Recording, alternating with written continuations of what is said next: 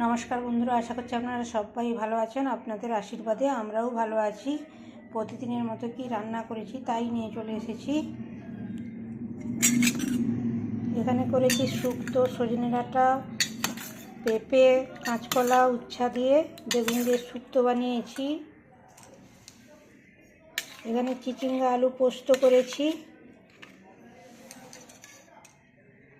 এখানে কালকের ডাল ছিল, গরম করে নিয়েছি। এখানে ঢেঁড়স আলুর তরকারি করেছি। আর এখানে আছে গরম গরম ভাত।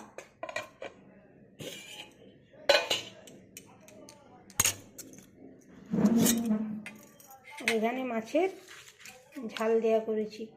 পোস্ত, চালমগজ, সাদা তিল, পেঁয়াজ, টমেটো বেটে মাছের ঝাল দেওয়া করেছি। এখন এই পর্যন্তই, আসি, টাটা।